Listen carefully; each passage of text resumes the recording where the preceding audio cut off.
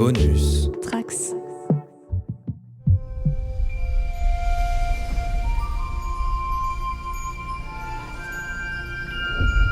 Bonjour à tous les trekkers et trekkies de toutes sortes, je suis le commandeur Guigui et je suis ravi de vous accueillir à bord de la station du Cadran Pop.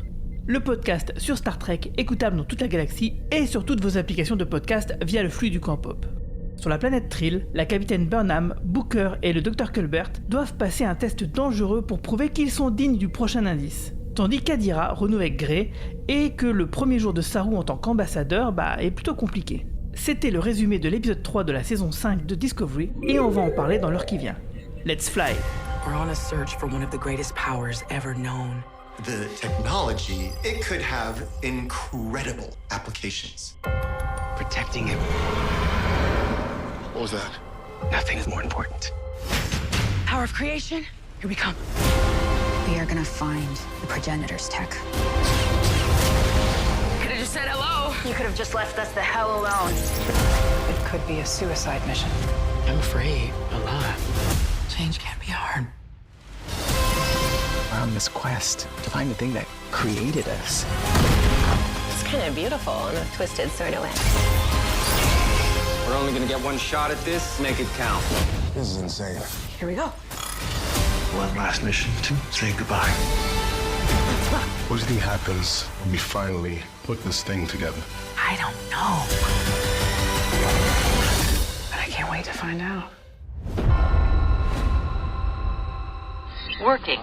Et pour en parler, je ne suis pas tout seul, je suis avec un équipage d'élite. Elle était déjà là le mois dernier pour discuter rapidement de la saison 2 de Prodigy, c'est l'ambassadrice Giraffe. Salut Giraffe. Salut, ça va ? Bon, ça va très bien, merci d'être là. Toujours fidèle au poste sur notre Discord pour faire des commentaires et mener des débats endiablés, c'est notre ingénieur en chef Yasmine. Salut Yasmine. Salut. Si vous avez du bol, vous avez dû l'entendre sur nos premiers épisodes de X-Files, et si vous n'avez pas de bol, vous avez dû l'entendre sur nos derniers épisodes de X-Files. C'est Mehdi, salut Mehdi. Salutations à tous. Ouais, t'es content d'être là, j'imagine. Je suis ravi. Alors avant de commencer à parler de Star Trek Discovery, il y a une petite news qui est sortie là il y a quelques jours. J'avais envie de faire un petit point avec vous, au moins pour prendre la température de ce que vous en pensiez. C'était lors de la présentation au CinemaCon à Las Vegas, il y a 2 jours, le PDG de Paramount Pictures a révélé que prochainement il y aurait une mise en production d'un nouveau film qui se déroulerait des décennies avant le film Star Trek de J.J. Abrams, celui qui a été fait en 2009. Et ça serait Toby Haynes qui a réalisé des épisodes de la série Andor et l'épisode de Black Mirror USS Callister et aussi des épisodes de Doctor Who qui sont parmi mes préférés, avec un scénario de Seth Graham Smith qui a fait le Lego Batman, et là ça fait un peu plus peur parce qu'il a fait d'autres trucs un peu plus chelous. Enfin en tout cas c'est quelqu'un qui a fait plein de trucs différents, et avec toujours J.J. Abrams qui revient en tant que producteur. Ça rassure pas forcément tout le monde non plus. Je voulais avoir votre sentiment, parce que là si ça commence à se mettre en production maintenant, on peut imaginer que ça sortirait pour les 60 ans et que ça pourrait être une bonne nouvelle. Qu'est-ce que vous en pensez, Giraffe ? Écoute, je vais y croire quand je le verrai. Parce qu'on en est à quoi, notre 50e annonce de Paramount nous disant qu'ils font un film. Donc, Remuer nez chaudé, craint l'eau froide, c'est ça ? Ouais, et puis je comprends pas, ça va pas être Star Trek 4, parce que tout simplement, si c'est dans le passé, comment c'est possible que ce soit le Kelvinverse ? Il commence complètement qu'autre chose en fait. Ah bah oui, pour moi c'est ça, c'est qu'ils prennent des personnages inédits qui se passent des décennies avant. Alors ça veut tout et rien dire. Est-ce que ça se passe un siècle avant, seulement quelques... Est-ce que c'est contemporain, par exemple, de la scène d'ouverture du Kelvin Timeline, de la Kelvin Timeline, tu sais, avec le père de Kirk, tout ça, le SS Kelvin ? Non, je pense pas. Je pense qu'ils vont faire ça bien avant, parce qu'ils peuvent pas avoir le cast. Ils peuvent pas avoir Chris Pine, etc. Ils ont pas l'argent. Ouais, mais sans avoir le cast, ils pourraient très bien se dérouler dans cette période-là avec des personnages inédits. Ouais, mais sans le cast, ils le feront pas. Tu vois ce que je veux dire ? Ils vont faire un truc complètement déconnecté. Bon, moi j'adore Star Trek, soyons honnêtes, donc j'irai le voir. mais j'attends de savoir pour de vrai. Et je sais pas si vous avez vu la news qui vient de sortir il y a littéralement 5 minutes, que Star Trek Lower Decks, c'est leur dernière saison cet automne. C'est officiel. Ça y est, c'est officiel sur Star Trek on Paramount+. The final season of Star Trek Lower Decks arrives on Paramount+ this fall. Il y a 5 minutes. On s'en doutait fortement, mais c'est vrai que ça fait un peu mal quand même que ce soit officiel. Merci pour la mauvaise nouvelle. Écoute, on tire pas sur le messager, ok ? Et toi, Mehdi, qu'est-ce que tu en penses de cette annonce de film ? Non, moi c'est la même réaction, c'est-à-dire que j'ai entendu tellement d'annonces de films qui étaient soi-disant officielles, qui ensuite ont disparu dans les limbes, que je m'attends plutôt à ce que celles-ci également disparaissent dans les limbes, quoi. Donc Donc j'attends de voir, ou en l'occurrence de ne pas voir. Voilà. Surtout, ouais. Et toi, Yasmine, pareil? Ouais, pareil, j'ai du mal à y croire. Après, ça m'emmerde qu'ils repartent dans le passé encore une fois, mais bon, pourquoi pas, si c'est bien fait. Mais avec Abrams, ça donne pas envie. Et puis, j'y croirais pas tant que j'ai pas vu, donc bon. Et sinon, avant de parler de Discovery encore, j'ai une autre question à vous poser. Surtout à Yasmine et Mehdi, est-ce que vous avez vu toute la saison 2 de Star Trek Prodigy? Non. Non, toi Mehdi, t'as pas regardé. T'as commencé ou pas du tout? J'ai commencé, mais j'ai pas regardé la saison 2. Non. J'en suis à l'épisode 9. Ah, c'est vrai, bien. Et toi Yasmine? Oui, alors j'ai regardé, je l'ai bingé en 2 jours, en deux fois 4 heures, je crois, c'était 8 heures en tout. Parce que j'avais tellement peur que ça disparaisse et tout. Et du coup, je l'ai un peu regardé dans la précipitation. J'arrive pas à me souvenir de tout pour en parler. De toute façon, il faut pas spoiler. Il y a quelques trucs qui m'ont relativement déplu dans les choix scénaristiques. Il y a plein de trucs qui m'ont beaucoup plu. Et on en parlera, j'espère, de manière plus ouverte quand vous déciderez d'en parler. Je sais pas si vous attendez la sortie... oui, vous allez attendre la sortie internationale. On attend la sortie sur Netflix parce que figure-toi que dans l'équipe, il y a que moi et Roman Nigita qui avons vu les épisodes et tout le reste, ils veulent attendre la version originale sur Netflix, donc on va... Ah oui, ça c'était bizarre. Hein. C'était un peu bizarre parce que j'ai découvert les VF, je connaissais pas. Je regardais tout en VO sous-titré. Et c'était très drôle de découvrir les voix. Il y a beaucoup de voix qui sont tout à fait crédibles, en fait, qui étaient naturelles quand j'entendais en français. Certaines étaient un tout petit peu limites, mais j'ai été agréablement surprise par les voix, quoi. La VF, elle est cool. Et je trouve ça dommage qu'ils essaient pas la VF, hein, nos amis qui préfèrent la voir en VO, parce que c'est pas mal, quand même. Honnêtement, c'est vachement intéressant de voir la VF, ouais. Et surtout les traductions, il y a des fois je suis là, de quoi? Ouais, ça me prend une seconde de me dire, le trou de verre? C'est quoi le... Oh, the wormhole, ok. Ah ouais, mais ça, tu sais, c'est une traduction de SF classique, ça, hein, mais ouais. Ouais, c'est clair, c'est du bon classique. En plus, cette version française, elle était aussi présente sur le même casting sur le jeu vidéo qui a été sur Nintendo Switch. Donc ouais, c'était... le casting est assez attaché en fait à la série, donc ça fait vraiment plaisir, quoi. Et ben donc on va enfin parler de Star Trek Discovery saison 5. Je vois que vous piaffez tous d'impatience pour qu'on arrive à ce point-là du podcast. Donc je vais vous demander un premier tour de table sans spoiler. Qu'est-ce que vous avez pensé des 2 premiers épisodes qui ont été diffusés la semaine dernière? Et aussi sans spoiler, qu'est-ce que vous avez pensé de celui de cette semaine? Et on va commencer par toi, Mehdi. Eh bien moi je pensais pas adorer autant ces premiers épisodes parce que vraiment le concept derrière cette saison je le trouve génial.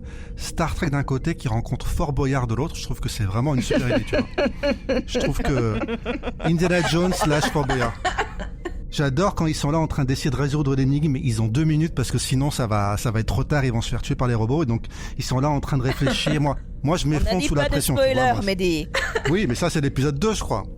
Ils sont en train de... Moi je m'effondre sous la pression, perso j'ai 0 réponse, tu vois, je me réduis en fœtus quoi, tu vois, j'attends que ça passe. Mais eux ils sont à fond, ils trouvent la réponse et ils se barrent avant les 2 minutes quoi, c'était vraiment impeccable. Donc ouais, c'est super. Indiana Jones, Fort Boyard, avec Star Trek en fait ça passe super bien, c'est les énigmes, un indice à chaque fois, tu vois là ils en ont 2 je crois, voire 3. Et il y en a encore plein à trouver, il y aura encore plein de planètes, plein d'énigmes, plein de mystères, c'est super, j'adore. J'espère qu'il y aura quand même d'autres personnages, genre le Père Fouras qui va apparaître sur une planète, tu vois, ce serait sympa. Un Trill peut-être, tu vois, en Père Fouras, mais bon, ça a peut-être déjà été fait dans l'épisode 3 justement. Le gars est... le sans spoiler, c'est difficile, hein. Ah, ça va encore. Je tease, c'est du teaser plutôt que du spoiler. Voilà ce que je pense en gros. On se demandait tout à l'heure si ça allait être le Dark Mehdi ou le Mehdi pas Dark, et en fait c'est le Dark Mehdi, sache-le Mehdi. Ok, si tu le dis. Discovery, alors Discovery, la saison 5 de Discovery. C'est pas facile, hein. C'est une série qui est censée être faite pour moi, tu vois. Normalement, je suis censée adorer cette série. À chaque fois que je vois ce qu'ils en font, je rentre dans des contradictions dans ma tête, dans une espèce de paradoxe, de dissonance qui me font beaucoup de... Alors, les 2 premiers épisodes, c'était très chiant, j'ai trouvé ça très chiant. Alors, il faut bien me comprendre, c'était moins pire que la saison 4 de Discovery, mais c'était quand même, je trouve, plus pire que les 2 premières saisons de Discovery. Donc en fait, c'est un peu mieux que le pire que nous a offert Discovery, mais c'est quand même pas quelque chose que je regarderais si c'était pas Star Trek en fait. Les décisions de faire un plot sur une saison d'un épisode de spoiler, ça m'emmerde. Que ça soit cet épisode-là particulièrement, c'est un épisode que je trouve extrêmement chiant, et du coup, faire ça sur une saison entière, c'est décevant. pareil, les dialogues sont plats, sont artificiels. En fait, je crois pas en les monologues, enfin en les dialogues là, comment tu dis one-on-one quoi. En fait, les espèces de dialogue en duo, c'est, j'y crois pas. Les effets spéciaux, ok, mais c'est pas pour ça que je regarde en fait Star Trek et ça m'a jamais botté, les piou-piou et tout, ça m'intéresse pas spécialement, donc c'était probablement très joli, mais ça m'a rien fait. Tout le côté Star Warsien aussi, ça m'a pas particulièrement touché. J'ai trouvé que c'était à la limite de la, enfin je sais pas. Je vais m'arrêter là parce que sans spoiler, je vais pas pouvoir dire plus, mais si seulement c'était comme Fort Boyard en fait, mais bon. Et toi, Girafe, t'avais l'air d'être la plus enthousiaste de nous tous. Ouais, alors en fait, le truc avec Discovery, c'est qu'ils sont passés à travers combien de showrunners 3, 4, je sais plus à combien on en est. 3, ouais. C'est une série qui a toujours eu du mal à trouver son identité télévisuelle, on va dire, et vraiment là où ils allaient et ce qu'ils faisaient. J'ai eu la chance de voir ces épisodes sur grand écran, et honnêtement, ça change la donne.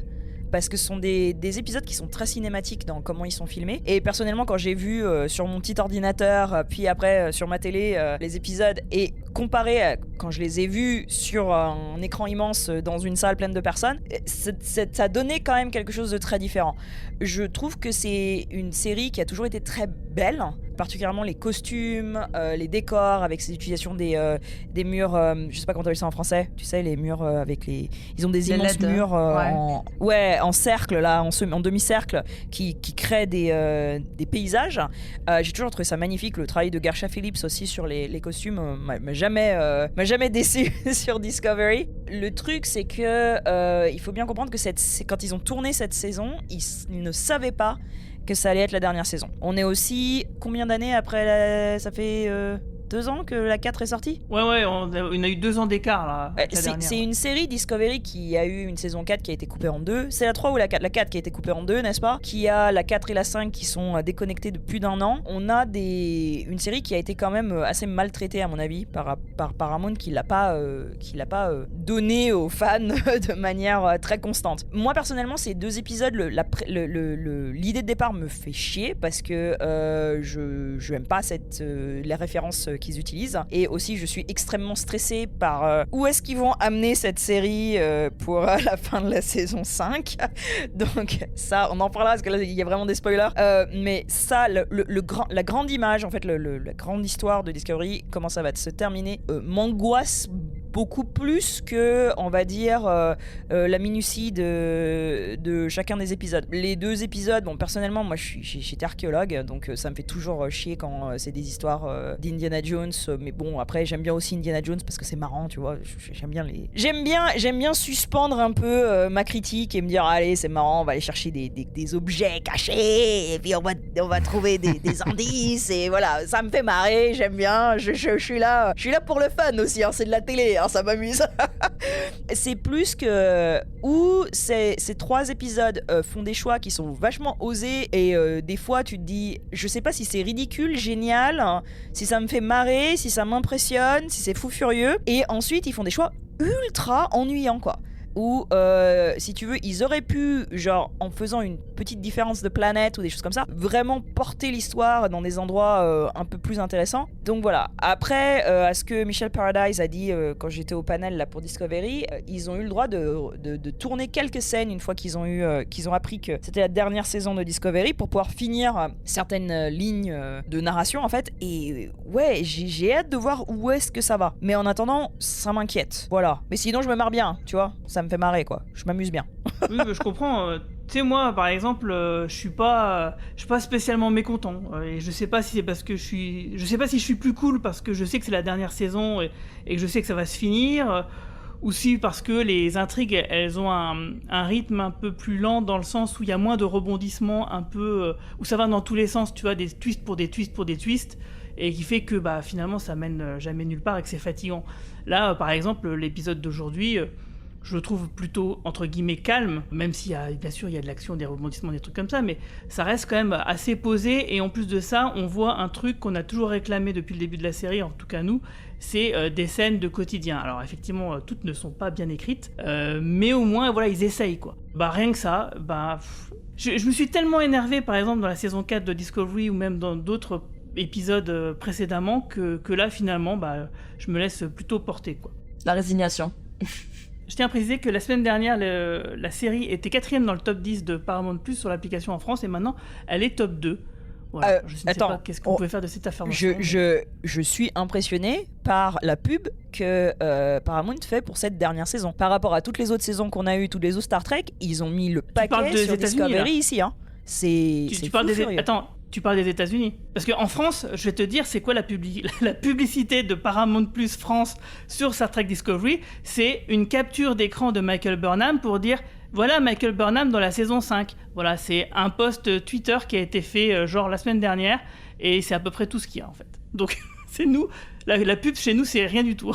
Alors qu'ils ont fait des previews des 2 épisodes à South by Southwest à Austin, ils en ont fait à WonderCon à Anaheim. Là, il y avait encore à San Diego, au San Diego Comic Con Museum. Il y avait, ils ont passé encore les 2 épisodes sur grand écran. Ils ont fait une première à New York. Il y a tout un tas d'interviews. C'est beaucoup plus gros que ce qu'ils ont fait pour Stranger Worlds. Nous, en France, t'as l'impression que Paramount Plus, ils ont oublié qu'ils ont Star Trek dans leur catalogue, hein, pour te dire à quel point ils en font pas la promo. Hein. Mais ils ont autre chose dans leur catalogue, Paramount Plus? Là, ils mettent surtout le paquet sur Walking Dead et sur Halo, tu vois. Ah oui, ils ont Halo, ok. Ouais, c'est peut-être... ouais, mais en fait, en même temps, Halo, je suis pas sûre que ça ait beaucoup de succès en France non plus, en fait. Hein, vous pensez que si? Ouais, t'inquiète, aux États-Unis non plus, hein. Ils font plus de promos sur ces séries-là que sur Star Trek, par exemple. Si, il y a une série que j'aime bien pour laquelle ils font vraiment la promo, c'est Evil. Et ça me va bien. Donc, dernière saison qui arrive quoi en mai, ouais, elle arrive bientôt, ouais. Elle arrive dans quelques semaines, à la fin du mois. Mais aussi, il y a Yellowstone qui est une de leurs grosses... Oui, voilà, Yellowstone, oui. Ça marche bien, ça, ouais. Parce que j'allais dire, il y a peut-être juste les Trekkies qui est en Paramount Plus en France. Et du coup, c'est normal que Disco soit juste en position 2. Et même pas en 1, tu vois. Si c'était le cas, ils en feraient en tout cas plus la promo, parce qu'ils se diraient, c'est ça qui porte le... Tu vois, qui porte le truc, quoi. Tu vois, par exemple, comme France Télévisions, quand ils se sont rendus compte... des mails d'Américains qu'ils ont reçus et qu'ils ont dû voir les stats de leur plateforme OCO sur Star Trek Prodigy saison 2, c'est après qu'ils ont commencé à faire un peu de promo avec de la sponsorisation de posts sur Internet, quoi. Alors qu'avant, c'était pareil, c'était juste un post laconique sur Facebook qu'on n'avait pas vu. Je veux dire, il y avait eu un post... On aurait vu ce post sur Facebook au moment où il est sorti, l'histoire aurait été différente. On n'aurait jamais dit ça a leaké, je sais pas quoi. On aurait dit, oui, ça a été... Ok, c'est officiel. Mais ce post-là, on l'a pas vu. Quand il était posté sur Facebook, moi je l'ai vu juste après, il y a eu genre 2 likes et 1 commentaire, quoi. Donc c'est pour te dire. En tout cas, sur ces bonnes paroles, on va rentrer directement dans la zone spoiler. Red alert! Lieutenant Christopher, demandez la permission de nous téléporter sur Trill. Je suis navré, capitaine. Il ne vous autorise pas à vous téléporter. Pour quelle raison? Il n'en donne pas. Le gardien Xi demande à vous parler. Visualisation. À vos ordres. Gardien Xi, il y a un problème? En effet. Les informations que vous recherchez sont protégées depuis des siècles. Avant que je puisse vous aider, vous devez répondre à ma question. Je ne crois pas que vous mesuriez les enjeux. Vous n'avez pas le choix, capitaine. Votre réponse à cette question est obligatoire. Alors posez-la, gardien. Vers où le 4e pointe-t-il? Qu'est-ce que c'est que cette question saugrenue? Je ne peux rien dire de plus. Vers où le 4e pointe-t-il?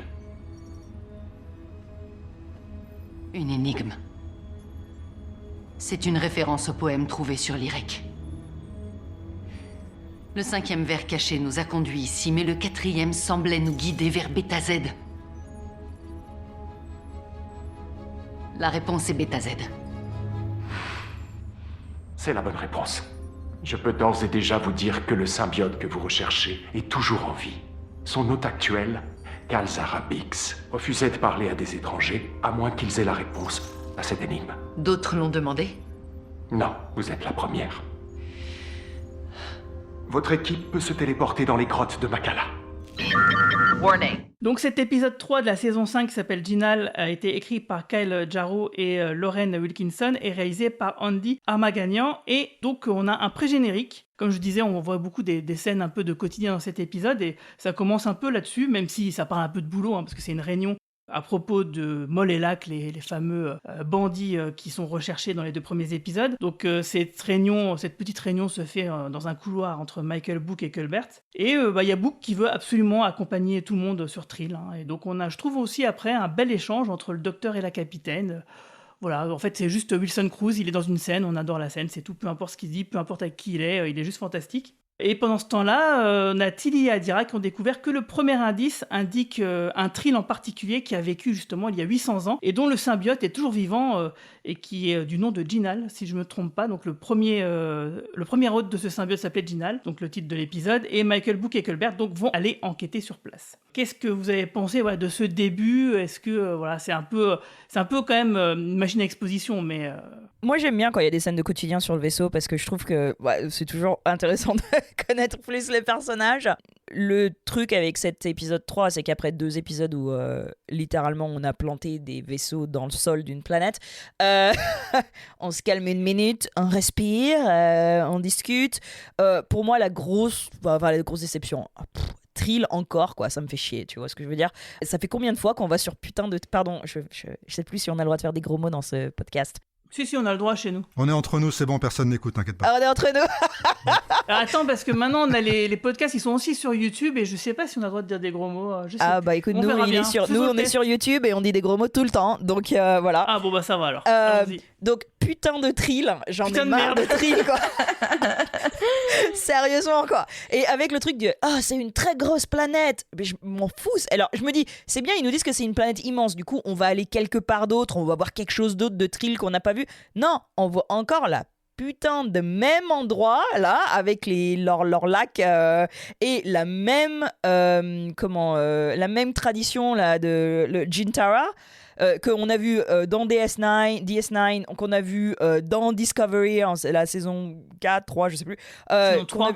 J'ai l'impression que chaque fois qu'on voit les Trill, on fait exactement la même chose, on va exactement au même endroit, on voit les mêmes gars avec les mêmes robes, on voit les mêmes lacs, on voit les mêmes trucs.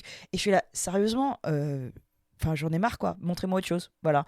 Mais bon, après, j'étais pas, tu vois, c'est juste que c'est chiant, quoi. Voilà.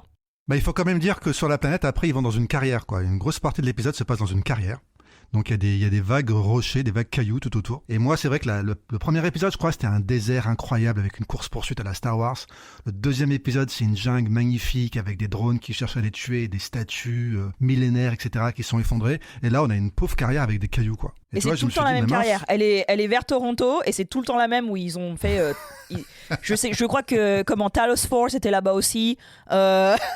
Si tu regardes, il y a des épisodes, c'est les mêmes. Ils ont fait tous les Bioman et les Power Rangers dans cette carrière. Tu sais, dès qu'il y a un combat entre les robots géants, c'est dans une carrière. Je suis sûr que c'est la même. C'est exactement la même. C'est les nouvelles Vasquez Rocks. Voilà, ouais, exactement. Donc ouais, la carrière, moi, ça m'a déçu, quoi. Où sont les décors magnifiques des 2 premiers épisodes ? Parce que ce que tu disais tout à l'heure, c'était absolument vrai. Il y a des bons effets spéciaux, il y a un bon budget. Visuellement, ça tape l'œil, quoi. Visuellement, c'est beau, c'est vraiment sympa. Sur grand écran, je veux bien croire que ça en jetait. Mais là, c'est vrai que du coup, ça retombe, quoi. Le soufflet retombe et visuellement, il n'y a pas grand-chose à retenir de l'épisode. Donc c'est dommage. Pour moi, les scènes de quotidien, c'est quand ils sont dans le bar. Donc c'est plutôt vers la fin. Ça, c'est pas que ça. C'est vraiment des scènes de quotidien où, par exemple, ça échange au détour même du boulot. Par exemple, au tout début, on a un échange entre Reno et Stamets qui sert pour faire de l'exposition sur le couple d'Adira et Grey, d'accord, mais c'est sympa parce qu'il y a l'actrice qu'on aime bien, et puis ça parle d'autre chose, quoi, que de boulot, et c'est comme ça donne un peu de corps un peu au personnage, et c'est un truc qui manquait depuis le début de la série et qui arrive un peu tardivement et que je trouve qui est... Alors, je sais plus qui disait tout à l'heure, ouais, les dialogues 1 à 1, ça fonctionnait pas. Oui, des fois, il y en a, tu te dis, c'est un peu chiant, on dirait que c'est un peu une écriture automatique, ils disent un peu des banalités, il n'y a pas vraiment de surprise, les acteurs, ils ont pas assez à manger pour pouvoir briller correctement, mais voilà, il y a quand même des petits moments comme ça qui, je trouve, fonctionnent bien, quoi. Alors, il y a ça, et surtout, dans un des plots parce qu'il y a au moins 4 plots dans cet épisode, le plot A, c'est le truc principal, c'est la recherche façon Indiana Jones avec Burns Burnham, le docteur et Book sur Trill. Le plot B, c'est le commandeur Rainer qui doit apprendre à faire connaissance avec tout l'équipage du Discovery à base de un échange avec seulement 20 mots devant les yeux médusés de Tilly. Ensuite, on a comme troisième plot Saru, qui a des problèmes avec son futur mariage, avec des problèmes politiques avec des Vulcains. Et le quatrième plot, c'est la relation entre Adira et Grey. Voilà, donc ça nous donne ça fait quand même beaucoup de choses. Et même si effectivement je trouve qu'il y a des dialogues qui, comme encore une fois, qui sont pas brillants, je trouvais qu'il y avait du liant dans cet épisode-là, qu'il n'y avait pas de morceaux qui dépassaient. Les intrigues en elles-mêmes, des fois, sont chiantes. L'histoire avec Saru, par exemple, je trouve que c'est n'importe quoi. Ah, je suis pas d'accord. Mais je trouve quand même que malgré tout, même si j'ai pas aimé l'histoire avec Saru, je trouve que les 4 histoires, les unes avec les autres, forment bien un tout dans l'épisode. Et ça, c'est pas si souvent que Discovery a réussi à avoir un truc aussi harmonieux. Ouais, mais il y a un problème dans comment ils le font. Le problème, c'est que c'est de la télé. Donc, normalement, la règle, c'est show, don't tell. Right? Tu dis, tu montres, mais tu dis pas. Et là, par exemple, Adira et Grey... Dans Star Trek, cette règle-là n'existe pas parce qu'il y a tellement de choses qu'ils ne pouvaient pas montrer, faute de moyens, faute de plein de trucs. Il y a plein de choses qu'ils expliquaient, tu vois. Non, les relations entre les gens, par exemple, de voir Adira et Grey en train de discuter, par exemple, sur, tu sais, ils se voient que par holo depuis 6 mois, montre ça, plutôt que d'avoir Jet Reno qui nous explique ça à Stamets qui ne sait pas du tout de quoi elle parle. Parce qu'il y a beaucoup de blabla, alors qu'ils auraient pu faire une scène et le montrer, et ça aurait été plus fort de voir le désespoir d'Adira, par exemple, ou l'angoisse d'Adira après la conversation avec Grey, plutôt que d'avoir Jet Reno qui explique ça à Stamets. Je suis tout à fait d'accord. Pareil pour Saru et Terina, par exemple. Led, là, je sais plus comment il s'appelle, là, le gars là qui vient créer des problèmes, de nous montrer les puristes vulcains et de nous mettre un petit peu dans les machinations politiques qui sont en train de se passer à Nivar, du problème racial qu'il y a à Nivar, etc., entre les Romulins et les Vulcains, et que évidemment il y a encore du racisme et ça pèse dans la politique de la planète. De nous montrer aurait été vachement plus intéressant que d'avoir ce gars qui nous raconte ça avec des analogies, là, des métaphores de barils de poudre, tu vois ce que je veux dire? Donc il y a beaucoup de blabla dans cet épisode qui aurait pu être résolu par une ou deux scènes d'interaction autres, en fait. C'est notamment aussi pour ça que tu vois que j'ai pas aimé la partie sur Saru, parce que je trouvais que ça marchait pas, pour les raisons que tu viens d'évoquer d'ailleurs. Et que c'était vraiment dommage, quoi, parce que il y avait, comme je disais, l'architecture de l'épisode fonctionne, c'est juste que dedans il y a des manques, quoi. Il y a des vrais manques. Ah, vous allez dans tous les sens là, parce que normalement on était sur Trill, hein. Ou sinon c'est. Ouais, c'est vrai. C'est vrai. Écoute ton slash, écoute ton cœur. Je croyais qu'on était là pour discuter, quoi. Freestyle. On est en roue libre. Roue libre. De toute façon, en plus, comme dans l'épisode, il n'y a pas grand-chose à retenir, hein. C'est finalement Saru, il doit se marier, et puis finalement, sinon il se marie. Enfin, tu vois, il y a des problèmes politiques, ça lui fait la pression. Ah, finalement, je me marie pas, puis finalement oui. Adira et Grey qui finalement avec mais ça a changé, ça du fonctionne coup. Pas. Burnham, elle trouve un nouvel indice, et puis le commandeur Reynard, on lui dit finalement t'es pas sympa, et puis peut-être qu'il va le devenir. Voilà, c'est tout ce qu'il y a à retenir de l'épisode. Donc du coup, oui, on peut valdinguer un peu. Attends, moi j'ai envie de parler de Trill, parce que moi j'ai adoré. Non, je déconne, j'ai pas adoré Trill. Vas-y, parle de Trill. Alors, il y a un truc que j'ai aimé. Il y a un truc que j'ai aimé dans l'idée d'un Trill qui serait toujours vivant après des centaines d'années et qui reconnecterait, tu sais, à une époque plus ancienne, plus proche de la période à laquelle viennent nos comparses de Discovery. Et je me suis dit, mais attends, mais c'est une idée tout à fait intéressante. Pourquoi ils l'ont pas utilisé plus tôt, en fait? Pourquoi ils nous ont pas mis un Trill déjà avant qui pourrait les connecter? Parce que sinon, 900 ans, tu sais, le banc d'antan, c'est vraiment très... 900 ans, c'est beaucoup, en fait. Et du coup, normalement, ils devraient être complètement perdus pendant des saisons, tu sais, à pas comprendre comment fonctionnent les choses, même les plus basiques, à avoir un shift mais extrême. Absolument. Et tout. Et le Trill, qui a plusieurs centaines d'années, qui sait de quoi il parle, tu vois, il aurait pu... Après, j'étais là... Attends, non, on est dans Discovery. Le Trill, ça va être juste un espèce de remake à la de l'épisode de Deep Space Nine, et apparemment aussi dans l'épisode de Disco, mais dont je me souviens absolument pas. Et en fait, déjà, dans l'épisode de Deep Space Nine, que je trouve pas le plus génial, hein, même si, j'aime beaucoup Deep Space Nine, mais... T'as Dax, et on a quelque chose à faire de Dax un tout petit peu, tu vois. En fait, on est intéressé par Dax, on a mis un peu de temps à la développer et tout, et en fait là on nous ramène un Trill qu'on connaît pas, et en plus ils font un choix de mettre la Trill là, de faire un corps vieux pour un symbiote qui est aussi vieux, tu vois, enfin le double truc qui sert à rien. Genre ça aurait pu être une jeune personne avec un symbiote vieux, non, en fait c'est une personne vieille qui est là en train de dire oh je t'attendais et tout, genre ça fait quoi, c'est c'est vraiment moins une, quoi. Il était temps qu'ils arrivent. Et le symbiote aussi, attention, est vieux, parce que le symbiote, s'il a une espérance de vie, on arrive à la fin de l'espérance de vie, et Fort Boyard, mais c'est trop Fort Boyard, en fait, finalement, là, je suis en train de reconnecter les trucs, et c'est vraiment Fort Boyard. Tout ça pour dire que le plot, pour moi, il est merdique, mais, bien sûr, il y a quand même un truc cool, c'est Wilson Cruz, et c'est bien de le voir prendre une voix grave. C'est bien de voir faire un peu une démarche virile et tout. Moi, j'ai souri pendant tout l'épisode. Je suis pas sûre que je l'ai pas vécu comme un truc à Amy, tu vois, à Amy Award, mais je me suis dit, mais c'est bien et tout, c'est bien ce qu'ils lui ont fait faire pour une fois. Parce que en réalité, je suis désolée, mais je suis absolument d'accord avec ce que t'as dit, Girafe. En fait, j'ai l'impression qu'ils leur ont dit, vous connaissez le concept de show don't tell dans l'acting, vous connaissez. Alors, vous faites exactement le contraire, s'il vous plaît, en fait. Vous faites absolument pas ça. Surjouez tout. Faites des mimiques chelous, bougez la bouche dans tous les sens quand vous êtes content, montrez que vous êtes content avec tous les muscles de votre face, mais tous en même temps et tout. Et vous disiez ça dans le dernier podcast que parfois leur acting est encore moins subtil que Shatner. Et en fait, Shatner, il a un acting bien sûr horrible, mais j'ai envie de dire parfois oui en fait. Il y a des acteurs, mais je les ai déjà vus dans des trucs et ils jouaient beaucoup mieux. Notamment Ian Alexander en fait dans The OA, il joue super bien. Il joue avec de la subtilité et tout dans des scènes très graves, tu vois, avec beaucoup d'émotions et tout, et tu vois dans ton visage qu'il joue bien, quoi.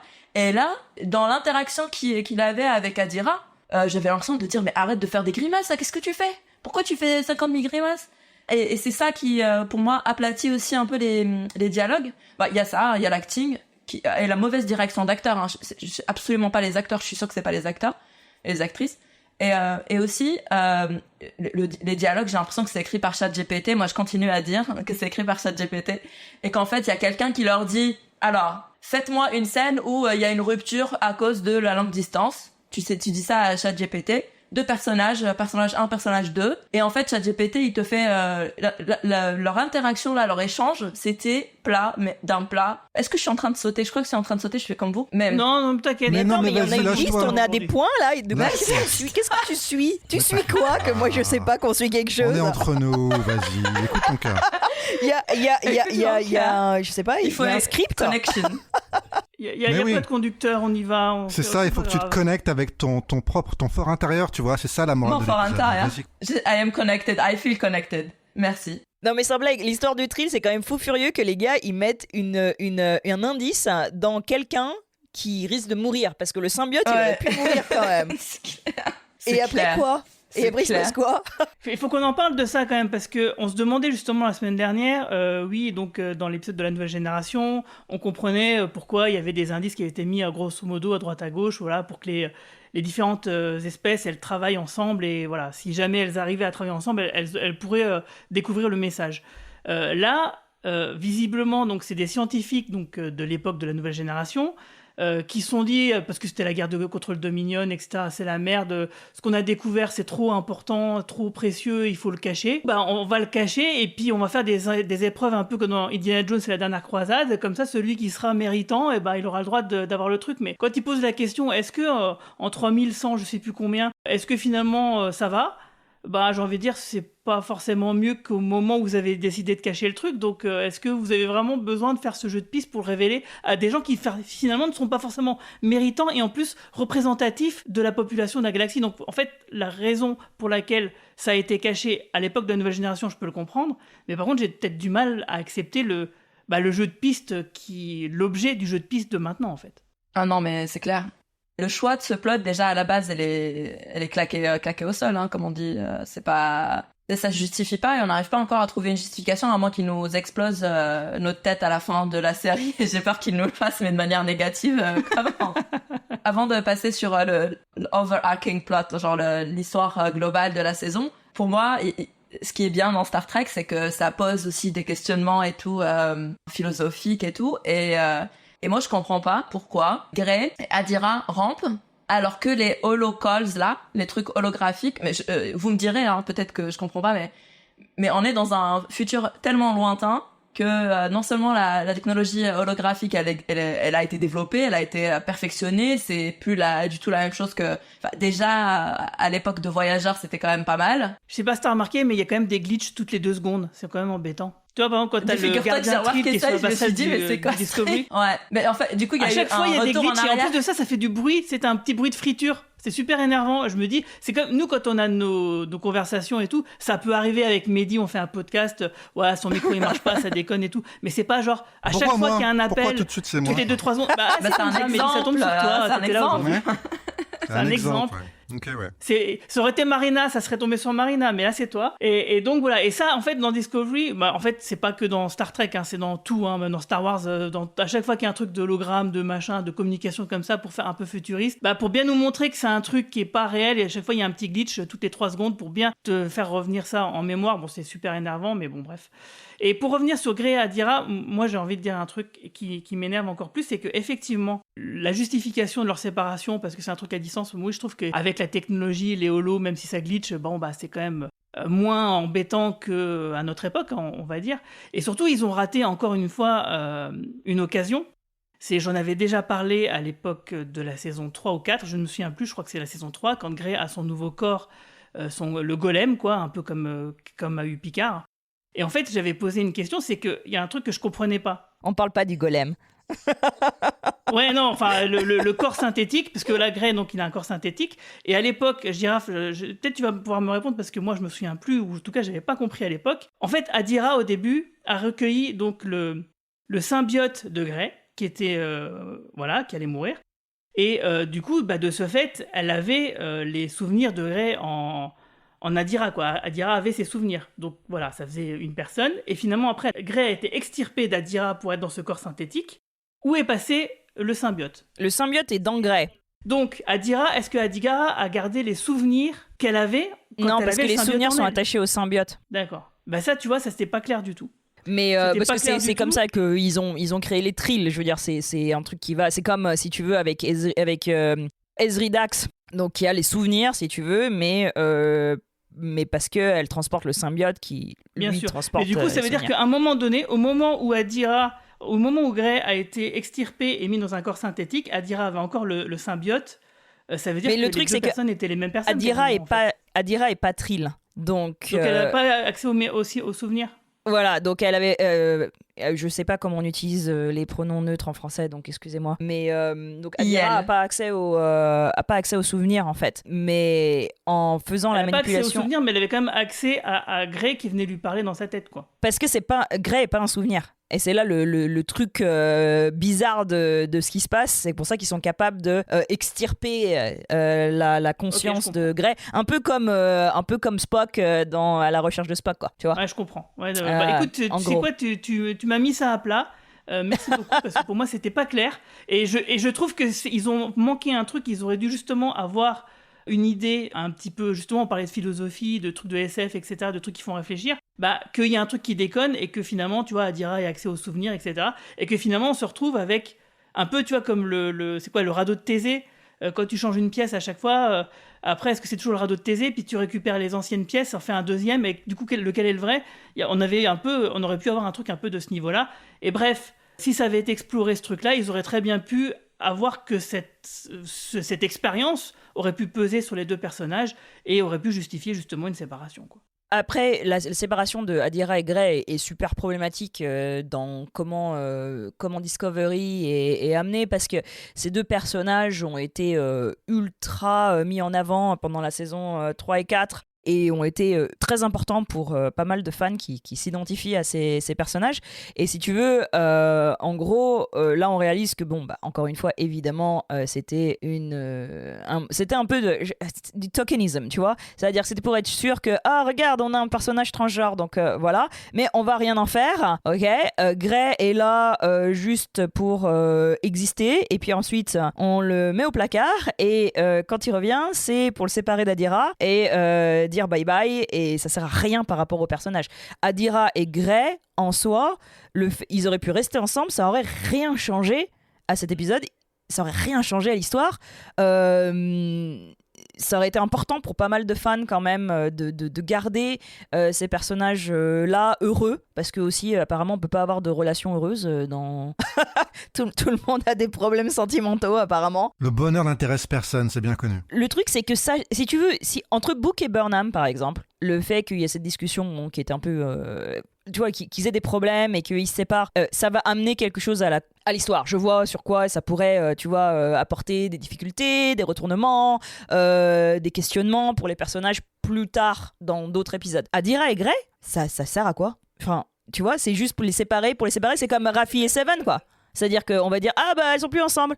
Ok. C'est ça, mais parce que la relation à la base, elle n'était pas écrite pour servir à quoi que ce soit. En fait, ils ont été surpris par l'effet qu'ils ont eu probablement, et en fait, ils se sont dit, c'est une bonne occasion de pinkwasher tout ça. En fait, Star Trek, c'est pas très glorieux ce qu'ils ont fait aux personnages LGBT depuis l'histoire de Star Trek. Ils sont pas vraiment à l'avant-garde. Ils l'étaient peut-être à une époque, mais ils ne l'ont plus, ils n'ont plus été pendant très très longtemps. Et du coup, qu'est-ce qu'on peut faire ? Aller en fout des personnages, mais ils ont aucune profondeur, aucune interaction vraiment significative. On tue un parfois, on en ressuscite un, puis on le... Et pour moi, ce Discovery, c'est vraiment une PR stunt, un truc de relation publique, en fait, pour Star Trek, pour la franchise, pour dire, oui, nous sommes pro-LGBT, mais bon, pas trop non plus, parce qu'il faut pas déconner. On est pro-LGBT parce qu'il y a des personnages, mais attention, ils ont aucune profondeur. Enfin, moi, cette série, elle me... Et puis ils ont pas le droit d'être heureux. Ils ont pas le droit d'être heureux et ils ont pas le droit d'être en couple. Et c'est que du pathos. Moi, ça m'emmerde. Moi, ça m'emmerde le côté pathos aussi. En fait, les vies des personnes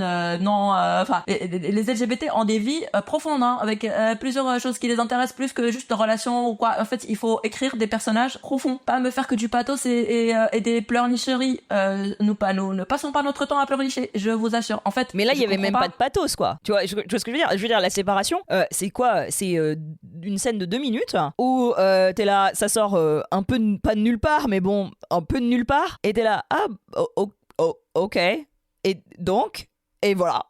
Tu vois ce que je veux dire ? Il y a pas de... ChatGPT, il est pas très fort.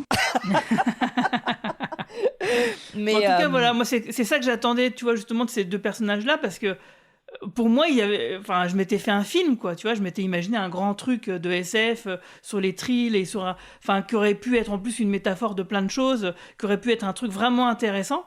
Et finalement, ça a été, oui, comme tu dis, que de la surface, et c'est très décevant, quoi. Mais c'est un peu le cas de toute la série, Tout est en surface en réalité, dans cette série. Tout est superficiel depuis le début, parce qu'effectivement, comme on disait au début, c'est des showrunners différents qui succèdent, donc la série, elle a aucune vision à long terme, elle a aucune direction, elle part dans toutes les directions en même temps. Et tout, même les relations hétérosexuelles, même les personnages principaux, tout reste superficiel chez eux. Donc c'est encore pire pour les autres, effectivement, mais je trouve que c'est à l'image de toute la série depuis le milieu de la saison 1, quoi.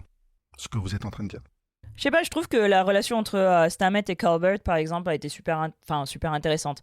Je trouve que c'est deux personnages qui sont intéressants à voir ensemble à la télé. Et je trouve que la relation entre Burnham et Book aussi, moi, m'intéresse vachement. Moi, elle m'intéresse pas du tout. C'est peut-être parce que t'es pas une femme noire, c'est pour ça, non ? Tu penses ? C'est possible, c'est possible. Moi, je trouve que le personnage de Book, il est pas hyper intéressant, il a pas beaucoup de relief, donc il m'attire pas plus que ça. Elle, Burnham, depuis le début quand même. Quand il enlève son t-shirt, moi je trouve qu'il a beaucoup de relief, c'est ma femme qui m'a dit ça. Et elle est très déçue parce que depuis la saison 4, il n'enlève plus son t-shirt. En tout cas, voilà, il est trop gentillé à mon goût. Moi, Michael, dès le début, c'était un personnage intéressant parce qu'elle était très douteuse, on va dire. Elle prenait des décisions quand même vraiment dangereuses et douteuses. Elle était dans le conflit, etc. Donc il y avait un côté rebelle et un côté difficile à son sujet qui m'intéressait. Lui, Book, pas du tout. Lui, il est gentil comme tout. Il est lisse comme tout, y compris physiquement, peut-être, je sais pas. Mais donc il a... non, il est pas lisse physiquement. Je trouve qu'il y a quelque chose qui marche bien avec ces deux personnages-là, malgré tout, quoi. Ils sont gentils, on dirait une relation d'adolescent, quoi. C'est une relation presque asexuelle à la limite où, tu vois, c'est la série à l'ancienne, quoi. On est ensemble, on l'est plus, on se tourne autour et tout. On dirait Lois et Clark, les nouvelles aventures de Superman, quoi. Moi, je trouve que dans cette saison 5, là, les 3 épisodes qu'on a eu là, je trouve que, tu vois, ils en font pas des caisses. Je trouve que, Il y a rien qui m'a gêné. Ah ouais, bah si on va par là, oui, il y a rien de gênant, effectivement. C'est ça le critère. Non, mais je veux dire, dans la saison 4, par contre, Book m'a beaucoup gêné, tu vois, pour plein de raisons différentes. Là, je trouve que effectivement la direction qu'ils prennent me semble intéressante, sympathique. Y compris quand il se retrouve, il découvre sa, si on peut dire maintenant, parce qu'on part dans tous les sens. Mais ça, je crois que c'était la fin de l'épisode précédent, non? Ou c'est sa sœur, si j'ai bien compris. Oui, c'était l'épisode 2, oui. Ah ouais, c'est pas sa sœur. Enfin, le plus proche, c'est la fille de son mentor. La fille de son mentor. Et donc, c'est ce qui se rapproche le plus d'un membre de sa famille. C'est ça qu'il dit, non? C'est ça, ouais. Donc ça, pareil, c'est un mec qui a perdu toute sa famille, qui a perdu sa planète, qui a plus personne, et je pense qu'il est en train d'essayer de rattraper des gens qui pourraient s'identifier, quoi. Il serait temps, effectivement, depuis que sa planète a été détruite, moi je l'ai pas senti vraiment dans le PTSD, tu vois. Il est triste, mais c'est la saison 4, on l'a eu. Mais c'est la saison 4. Il est tristoun, quoi. La saison 4, on l'a beaucoup traité, ça, Média. C'est pour ça que maintenant, heureusement que ça part sur autre chose, parce que c'était un peu omniprésent, quoi. Pour moi, ça n'a pas été bien traité parce que alors pareil, j'ai du mal à m'identifier à quelqu'un qui a perdu sa planète d'origine. Faut avouer, faut reconnaître, c'est pareil. C'est pas mon vécu personnel, donc c'est difficile de critiquer. J'avoue. Mais je me projette quand même. Tu vois, j'utilise mon imaginaire. J'essaie d'être dans l'empathie avec quelqu'un qui a perdu sa planète et sa civilisation, et je me dis quand même. Mon cœur. Je risquerais de réagir de façon un peu plus brutale et dark, quoi, tu vois. Quand même. Il a essayé quand même de buter une planète entière aussi, enfin quand même quoi, dans la saison 4. Civilisation, ouais. Il fait des choix. Ouais, mais oui, revois la saison 4, Média, je crois. Ils font plein de choses, mais moi je le ressens pas dans mes tripes, quoi. Tu vois, quand ces personnages font des choses ou essaient de faire des choses horribles, j'y crois pas plus que ça, quoi. C'est plus un twist scénaristique que vraiment un truc qui vient du personnage et auquel j'accroche. Oui, je vois ce que tu veux dire. Moi, je suis pas une femme noire hétérosexuelle, ou en tout cas qui est intéressée par l'histoire hétérosexuelle. Du coup, moi, en réalité, quand j'ai vu ce qu'ils ont fait avec Burnham et Book, ça m'a emmerdé, ça m'a déçu parce que moi, je projetais des choses sur Burnham qui étaient du coup assez déçu par son histoire hétéro. Là, j'étais là, mais quoi? Et quoi? Non! Et du coup, quand ils ont rompu au début de saison, je me suis dit, mais c'est bien, mais maintenant elle va peut-être, tu sais, elle va. En fait, ce qui m'emmerdait, c'est ils fassent une histoire, un love interest au personnage principal féminin, parce que je veux bien qu'elle ait plein d'histoires périphériques et tout, genre comme faisait notre ami Jean-Luc Picard. Ou comment elle s'appelle, Janeway, elle avait des petits trucs, l'alien de la semaine et tout, mais qu'elle reste célibataire en fait, qu'elle existe pour elle-même et qu'elle soit pas dans une relation qui va l'absorber et tout. Donc moi ça m'a emmerdé de voir Book arriver. Après je l'aime bien en tant que personnage et du coup je m'y suis fait du coup à la relation, je me dis allez c'est pas grave, vas-y, relation amoureuse et en fait ce qu'ils lui ont fait en saison 4, c'est pour ça que j'ai arrêté de regarder la saison. D'un coup, ils lui ont massacré sa planète. J'étais là, mais qu'est-ce que c'est que ce délire? Pourquoi tu introduis un personnage et tout de suite après tu le détruis en fait? Tu détruis tout ce qui pourrait être et tu le condamnes pendant une saison à gérer le PTSD, à devenir un méchant et en fait, je voyais trop la saison 5 commencer avec Book en prison, tu vois. Et là, je vois, il est pas en prison, je me dis, ok, ça va. Bah, il est pas en prison parce que je pense que il est pas en prison et parce que il est en. Je pense qu'ils ont un système de justice réparative en fait. Réhabilitation, ouais. Et il explique ça au début de l'épisode. C'est quand est-ce qu'elle le fait revenir? Épisode 1, au premier épisode, où il explique qu'il est en fait condamné, avec des guillemets, à faire certains travaux d'intérêt généraux pour la fédération, parce que je pense que c'est un système où en fait la fédération n'a pas de prison. Si t'es pas tu dois en fait réparer ce que t'as fait et il aide avec les réfugiés, etc. Oui, du coup il est l'équivalent de la prison du système judiciaire. Donc de la fédération. Il est un équivalent de prison mais pas enfermé quoi. Mais excuse-moi, ils auraient très bien facilement pu le mettre en prison, hein. Moi je crois pas du tout en leur parce qu'ils pourraient juste dire oui mais vous savez dans le 32e siècle c'est plus la même chose que la fédération qu'on connaissait maintenant avec le Burn, on a dû faire des choses différentes et donc bon, enfin, je fais un saut mais qui n'a aucun sens, mais c'est pas grave. Moi, j'ai beaucoup aimé le combat. J'ai beaucoup aimé le combat dans la carrière parce que ça m'a trop rappelé les combats dans les trucs avec des rochers en polyester de Star Trek de base. Mais et du coup, moi franchement, les petits trucs là dans la carrière, ça m'a fait plus d'effets que les effets spéciaux des 2 premiers épisodes. Je sais pas, je les regardais sur un ordi, mais ouais, moi aussi, c'est pour ça que j'étais un peu triste quand Mehdi il disait un peu du mal sur cette carrière. Je la trouvais très bien cette carrière. Mais si vous aimez les carrières, libre à vous. Hein. Moi, je respecte tous les choix, tous les goûts. Moi, je trouve que la carrière c'est un peu pauvre personnellement par rapport comparativement au décor des premiers et deuxième épisodes. Tu vois, le désert incroyable. Oui, mais c'est Star Trek. Je veux dire, c'est l'équivalent des parcs. Mais c'est Star Trek, c'est pas Star Wars. On n'est pas dans Star Wars là. Mehdi, attends, t'as de la chance, on n'était pas dans une caverne au moins. Je pense qu'ils ont passé tout le budget dans les 2 premiers épisodes, hein, clairement. Donc là, c'est clair. Ah, c'est sûr. Bah, excuse-moi, mais le premier épisode, je regardais Star Wars. Hein, la course de pod dans le désert, c'était très Star Wars. Oui, mais c'est pour ça que c'était pas bien. Donc, il y a plus de budget, donc maintenant, on va dans la carrière. Bah ouais, mais au moins, il y avait un joli décor, quoi, tu vois. Je rêve. Attention, hein. Non, pas du tout. Je sais pas. Honnêtement, comme des fois, je me fais un peu chier. Donc, c'est comme pour le Tour de France, je regarde les paysages, tu vois. Donc, dans Star Trek, parfois, je regarde le paysage. Ils sont en train de parler. Moi, je regarde à travers le hublot qui est derrière. Tu vois, je regarde les étoiles. Je me dis, waouh. Moi, je regarde les costumes. Hein. Ouais, les costumes aussi sont pas mal. Ça fait très Tron Legacy. Moi, je suis à fond sur les fringues, moi. Mais ouais, donc il y a des choses à regarder. Je regarde ce qu'il y a à regarder, quoi. Tu vois. Et donc là, la carrière, il y a pas grand-chose à regarder. Il y a des rochers et des cailloux. Je trouvais ça un peu pauvre. Mais bon, pourquoi pas. On peut aimer les rochers et les cailloux. Effectivement, ça rappelle la première série, très nostalgique. Moi, je suis team Yasmine. Bah, t'es team Yasmine, mais très bien, je respecte, tu vois, je suis dans le respect total. Il y a un truc un peu chelou avec leur téléporteur du futur, c'est que vu que c'est très facile de se téléporter juste en appuyant sur un bouton, ça bousille un peu les mécanismes de combat en main en main, enfin un truc, parce qu'à un moment il se téléporte, Book se téléporte et il arrive à aller sur un rocher très loin, puis revenir et tout. Et je me dis, mais en fait, le combat, il ressemblerait à quelque chose de très différent si juste ils utilisaient leur téléporteur. Et ils l'avaient fait dans les premières saisons dans le futur du futur. Il y avait plein de séquences comme ça où il y avait des téléportations les unes après les autres et tout pour échapper aux méchants, etc.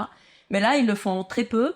En tout cas, on n'explique pas pourquoi. Quand il reçoit un truc sur la jambe, il trébuche et il tire la jambe et tout pour marcher. Alors qu'en fait, il pourrait juste se téléporter à 1 kilomètre, se reprendre ses esprits et revenir, quoi. En fait, 30 secondes après, quand Michael réessaye de le faire, à l'intérieur, de se téléporter, ça marche pas à cause de la roche, je sais pas quoi. Donc elle dit une excuse, mais ça n'empêche pas que quelques secondes avant, elle aurait dû avoir le réflexe effectivement de se téléporter tout de suite, quoi.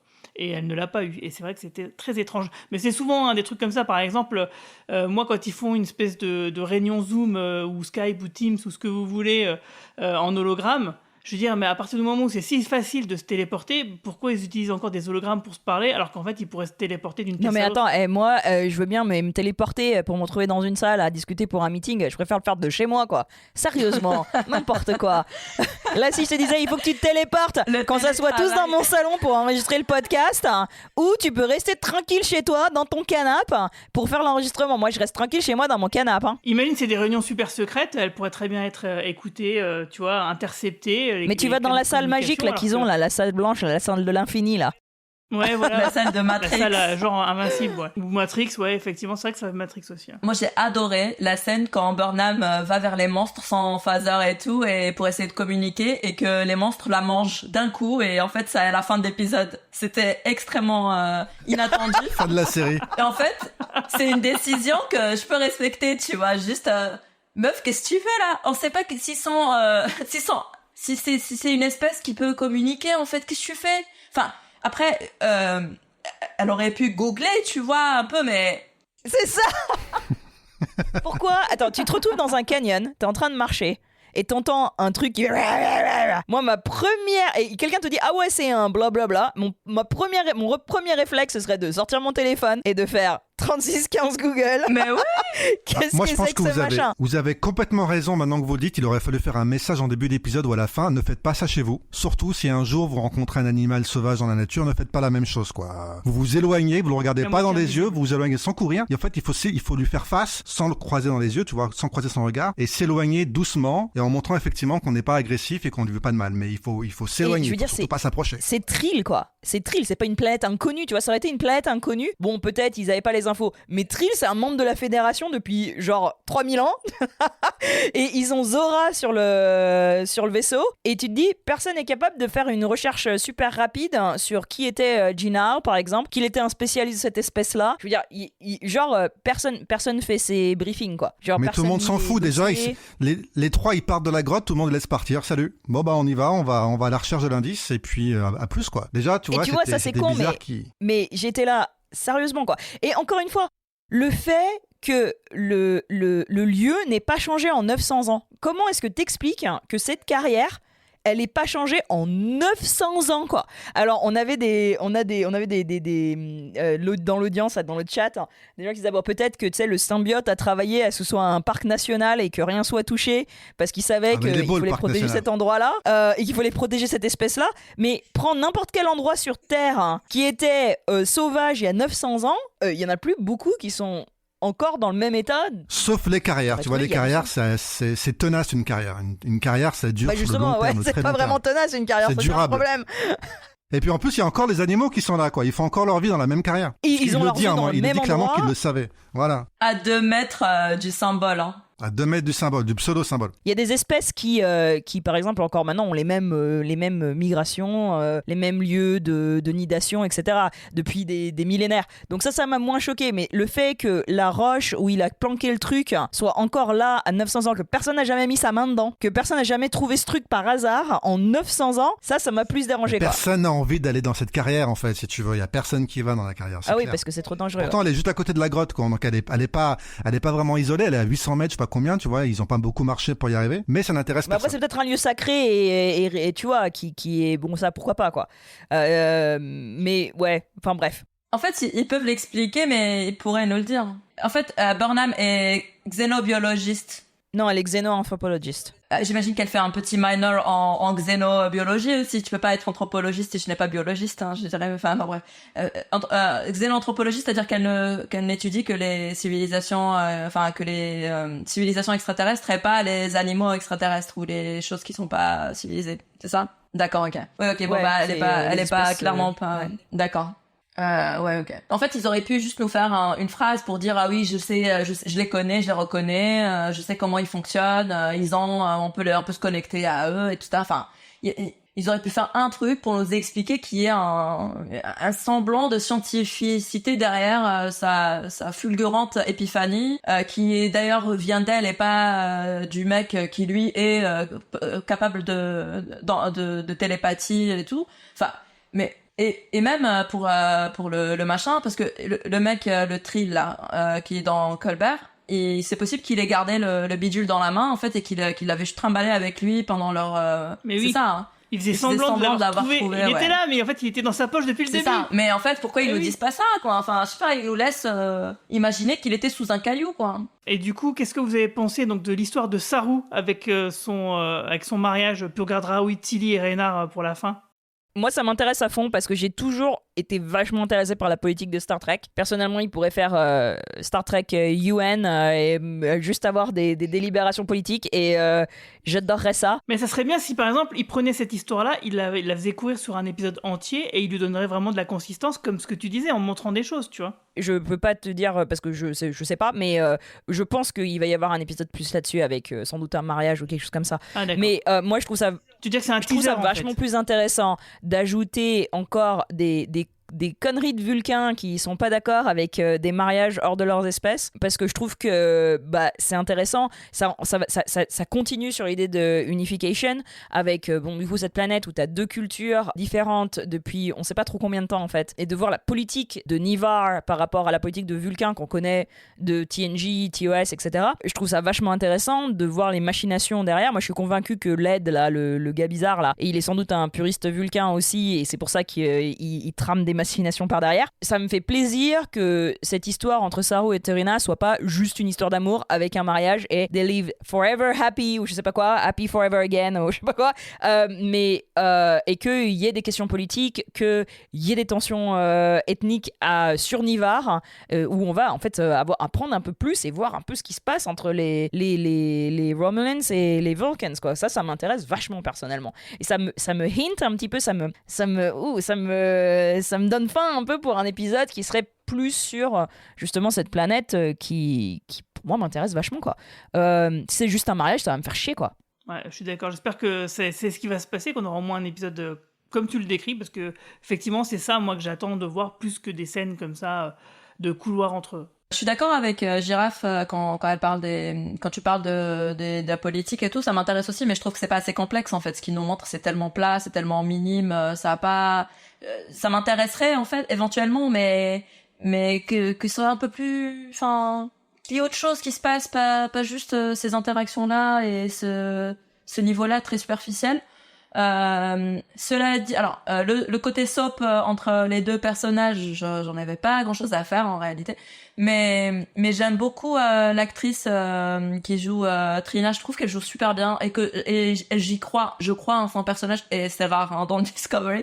J'ai vraiment l'impression que c'est une vraie personne et j'arrive à, enfin, je suis pas. Même on parlait souvent de Spock dans Strange New Worlds, et est-ce que c'est un vrai Spock ou un faux Spock ou un autre Spock, etc. Mais là, je sais qu'elle est pas que Vulcaine, elle est aussi romulienne, je crois, ou à moitié, ou en tout cas on sait pas trop. Enfin, elle est le mix des deux. Mais au moins, enfin, je me demande même pas si elle est crédible ou pas, quoi. Je sais qu'elle est crédible et je trouve l'actrice super bien, beaucoup dans la retenue, mais sans être dans l'excès. J'aime bien. Donc pour moi, ces interactions servent quand même à la montrer elle, et elle me plaît beaucoup. Ok, bah, tu vas garder la parole et enchaîner sur la section avec Tilly et le commandeur Rayna. Qu'est-ce que tu en as pensé? C'est vrai que c'est un peu chelou quand même cette façon de faire, de rencontrer un équipage et de se faire reprendre ensuite par Tilly. Qu'est-ce que tu en as pensé? Je suis un peu partagée. À la fois, j'ai l'impression de voir ce qu'ils veulent en faire. Et en fait, j'ai l'impression que c'est un discours anti. Alors, j'ai l'impression qu'ils sont en train de nous dire que c'est un mauvais chef parce que il fait pas ami avec ses collègues ou ses subordonnés dans un rapport hiérarchique et militaire. Et ça m'énerve. Et du coup, moi, Tilly, elle m'énerve un tout petit peu déjà de base. Hein, donc, j'ai du mal à empathiser avec elle. Mais là, aussi dans sa façon de faire, genre oui, mais il faut que tu les connaisses, il faut que tu connectes et tout, ça m'emmerde. Mais en même temps, je trouve que du coup, en fait, ils veulent nous dire ça, que c'est un mauvais manager parce que le manager dans le monde corporate, il faut qu'il soit le meilleur ami de ses collègues, etc. Et donc pour nous faire comprendre ça, ce qu'ils font, c'est qu'ils nous font un truc caricatural où genre ils leur demandent allez 20 mots, pas plus. Je sais pas quoi. Et là, c'est tellement dans la caricature d'un mauvais, entre guillemets, manager selon eux, qu'ils grossissent le trait et ça devient débile. Donc, du coup, au final, l'idée derrière m'emmerde, la façon avec laquelle ils la font m'emmerde, mais au final, j'aime bien ce personnage, parce qu'il est bien joué. Comment il s'appelle? Rayna. Et j'ai l'impression que c'est un espèce de gélico, ils veulent en faire un gélico, mais en fait, ils le font mal, voilà. Donc, je l'aime bien malgré tout. Mais justement, à la fin, on a l'impression quand même que l'épisode lui donne un peu raison parce que Tilly, en gros, elle lui reproche de pas avoir connecté, de pas vraiment connaître les membres de l'équipage, et lui démontre qu'en fait si, parce qu'il a fait ses devoirs et puis que le peu qu'il a pu assimiler, sa façon de faire à lui qui lui correspond à lui, bah peut-être elle lui suffit en fait, et peut-être que sa façon de faire elle est ok pour lui. Et du coup, que ça lui permettra de bien faire son boulot par la suite. En tout cas, moi, c'est comme ça que je l'ai ressenti, quoi. Ouais, je suis d'accord. Moi, ce qui m'a plu, ou en tout cas ce qui m'a le moins déplu, c'est justement tout ce qui concerne le capitaine Rayner, alias Callum Keith Rennie. Pas parce que c'est un acteur associé à Battlestar Galactica, même si je dois avouer que dès que j'entends le mot Galactica, mon cœur fond un petit peu.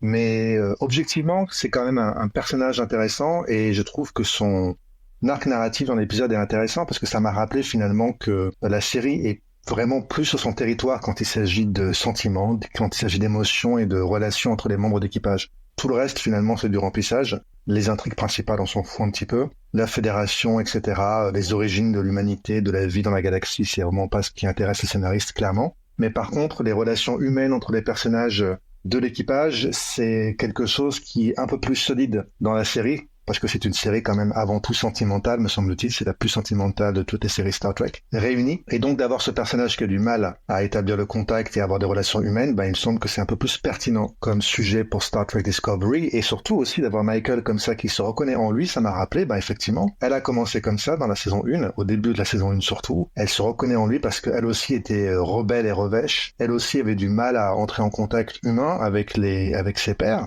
avec les autres êtres humains en face d'elle. Elle aussi avait du mal à se soucier d'eux, elle aussi avait du mal à à se mettre à leur place. Et donc c'est bien parce que la série quand même retrouve un peu une thématique qui était la sienne initialement, en grande partie, et que ça pourrait permettre peut-être d'ici la fin de la saison de boucler la boucle quelque part. J'ai toujours trouvé dommage finalement que Michael devienne capitaine aussi vite et que finalement tous ces aspects revêches soient un peu, pas entièrement, mais quand même beaucoup mis de côté. Et donc, je trouve que c'est intéressant quand même d'avoir ce personnage qui permet de lui faire écho à la personne qu'elle était autrefois. Voilà, donc à voir. Ce n'est que le début de la saison, mais cet aspect-là quand même, même s'il est exagéré, même si on a du mal à voir comment il a pu être capitaine d'un vaisseau spatial pendant des années, s'il a vraiment du mal à ce point-là à établir du lien avec les membres de l'équipage et à les laisser parler plus de 20 mots, c'est quand même compliqué effectivement d'être manager dans ces conditions. Mais bon, c'est quand même pas mal. Et puis bon voilà, j'aime bien aussi les scènes dans les bars, je dois dire, c'est quelque chose qui me plaît. C'est un peu le cliché du bar qui permet d'établir des relations humaines, mais après tout c'est pas entièrement faux. Et ça me rappelle la bonne époque de Picard, Guinan et les autres derrière leur comptoir, Deep Space Nine également avec le Ferengi là qui sert on ne sait trop quoi. Voilà, donc j'aime bien les scènes de bar dans Star Trek en tout cas, ça me fait plaisir. Personnellement, j'ai été plus intéressée par ce B-plot que par le A-plot. Je trouve le personnage de Raynor juste génial. Ça apporte.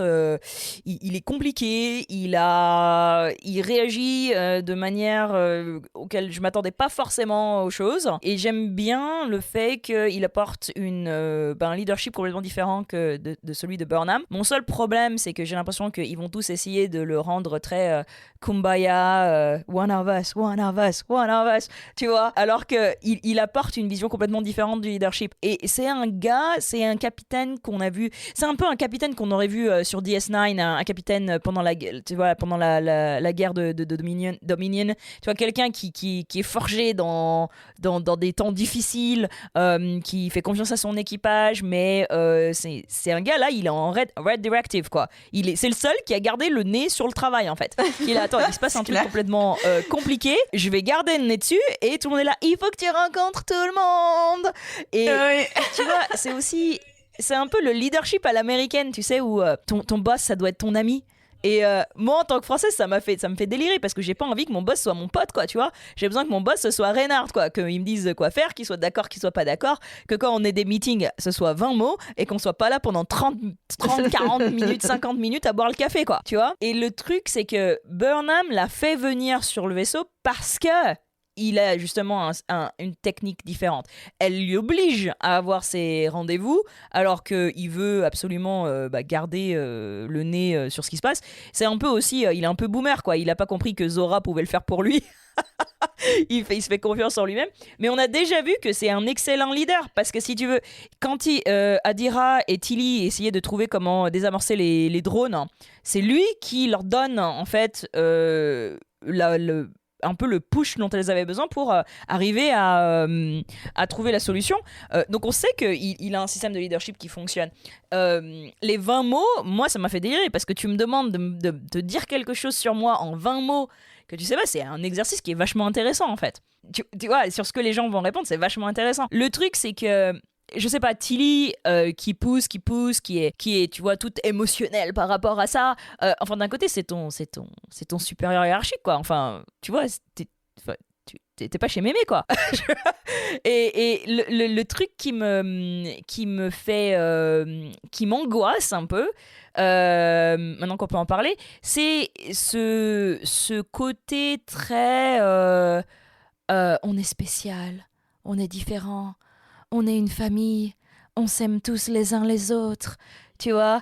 Ça fait grave peur parce que si tu regardes ces 3 derniers épisodes là, Burnham elle arrête pas de parler elle va trouver un higher purpose et elle est en train de chercher pour la vraie raison des vraies choses et de connecter. La secte Discord. Et c'est grave, mais sérieux, et de connecter avec quelque chose de plus grand qu'elle. Et j'ai qu'une seule angoisse, c'est que il me la fasse à la Cisco, quoi. Qu'il me la sende à la fin et qu'elle devienne qu'elle parte avec les prophètes là, parce que moi je n'en peux plus des capitaines ou des personnages noirs qui deviennent magiques là. Je n'en peux plus. Sûr. J'ai besoin de gens normaux. Mais Et c'est là, mais c'est là où aussi le truc, c'est ce que je vous disais avant qu'on commence le podcast, c'est que Sonequa Martin Green est ultra religieuse. En étant productrice de la série, moi j'ai super peur qu'elle infuse dans cette saison 5 cette destinée pour Burnham de devenir un être hors du commun, d'aller rencontrer le grand koala. Et moi, le problème que ça me pose, c'est que déjà, on nous a privé de Sisko, parce que maintenant que Sisko est parti, il peut pas revenir, il a plus d'histoire, tu vois ce que je veux dire. Kirk, il a eu une histoire en tant que vieil homme, quoi, tu vois, en tant qu'admiral, il a eu toute son histoire, il a eu sa fin, etc. Janeway, pareil, on voit le personnage qui continue à se développer dans d'autres séries, on voit même Archer, où on continue à entendre des choses que Archer a fait après Enterprise, tu vois, qu'il est devenu président, etc., etc. Mais Sisko, avec son départ, il part avec les prophètes, il part avec les prophètes et c'est fini, tu vois, il est parti. Il n'y a pas de Sisko admiral, il n'y a pas de Sisko qui fait... on peut plus écrire sur Sisko. Sisko, il est parti. Et s'ils font avec la même chose pour Burnham, et ben encore une fois, on nous prive d'un personnage et d'une représentation dans les capitaines de Star Trek parce que ils sont devenus magiques, quoi. Comme Guinan, quoi. Et j'en ai marre de ce trope américain, là, du noir magique, tu sais. Je sais pas comment t'appelles ça en français, mais ils savent tout. On n'appelle pas ça, nous. Ils ascendent, mais tu Giraffe, vois. ils vont faire ça. Ça me saoule. Ah, je sais pas. Ça me saoule. Maintenant, vous me faites vraiment flipper. Parce qu'il y a Manu qui me parlait de ça déjà. C'est la théorie de Manu. Ouais. Et maintenant, je flippe. Je flippe parce que moi, dans ma tête, Michael Burnham, elle serait apparue en caméo dans Starfleet Academy en tant que capitaine. Tu vois, enfin...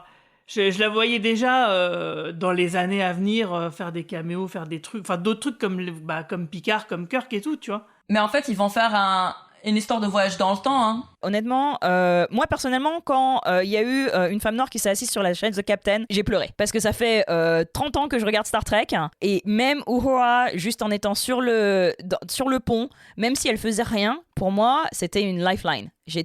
Ça m'a motivé à parler 7 langues, ça m'a motivé à faire plein de choses dans ma vie, à voyager, à devenir la personne que je suis. Et même si elle servait à rien dans le show, parce qu'honnêtement, elle n'a rien fait dans le show, c'était ultra important pour moi. Ça a vraiment décidé beaucoup de choses dans la manière dont moi, je voyais ma propre identité et ma propre représentation. Burnham, qu'elle soit un personnage que vous aimez, que vous aimez pas, que la manière dont elle est écrite ou qu'elle est pas écrite, comme Sisko, ce sont des personnages dans l'histoire de la télévision qui sont ultra important par rapport à comment les fans regardent la série, comment aussi les gens, si tu veux, voient leur identité personnelle représentée dans une série qui leur est important. Pour moi, Star Trek, c'est important. C'est une grosse partie de ma vie. Le fait que Burnham, elle existe, même si tu veux, je suis pas toujours d'accord avec ce qu'elle fait, et bien sûr, c'est une histoire, et bien sûr, c'est des scénaristes, c'est ultra important de l'avoir, elle, en position de leadership. Parce que chaque pas est important. Chaque pas est important. D'avoir une femme en position de leadership, une femme noire en position de leadership à la télé, ça m'ouvre, moi qui suis en position de leadership aussi dans ma vie personnelle, ça m'aide à exister dans le regard des autres. Et qu'on soit d'accord ou qu'on soit pas d'accord, de faire disparaître ce personnage, c'est très compliqué pour Star Trek parce que, encore une fois, pareil qu'avec Sisko, on ferme complètement la possibilité d'avoir un personnage qui revient dans notre série, que ce soit la même actrice ou que ce soit une autre actrice ou que ce soit même des personnages qui parlent d'elle dans d'autres séries ou qui juste laisse ça pour toi, même pour un recasting ou une autre série, d'autres personnes qui écrivent, tu vois, c'est important de laisser ses portes ouvertes. Le fait que dans Picard, on apprend derrière une comment ça s'appelle, une porte derrière dans un décor que Uhura a été capitaine du Léon de Grance jusqu'à ce qu'elle ait presque 100 ans, c'est important ces histoires là. Donc bref, ça m'angoisse. Ça m'angoisse. Ça m'angoisse. Je partage ton angoisse. Giraffe, je comprends absolument ton angoisse et je la partage, et je pense que malheureusement ils vont c'est teubé, ils vont probablement faire un truc similaire, mais en pensant qu'ils font bien, en pensant qu'ils lui donnent un bon départ, tu vois. Et et j'espère qu'ils vont pas faire ça, et j'espère que c'est pas ce que comme Manu imagine, c'est-à-dire que c'est Burnham qui remonte le temps et qui crée la vie c'est elle les fondateurs, parce que c'est elle comment dire. C'est elle le koala, mais c'est elle qui est à l'origine de la création des humains et des humanoïdes. Ouais, et ça, si tu veux, elle devient elle-même Dieu, quoi. Je le vois bien comme un truc qui ferait triper Sonequa Martin Green, tu vois, là-dessus. Et honnêtement, moi, personnellement, j'ai pas envie. Déjà, le problème avec les progéniteurs et le fait que c'est du intelligent design, quoi, que tu vois, on n'est pas des produits de l'évolution, mais parce qu'on est tellement extraordinaire, on a été créés nous-mêmes.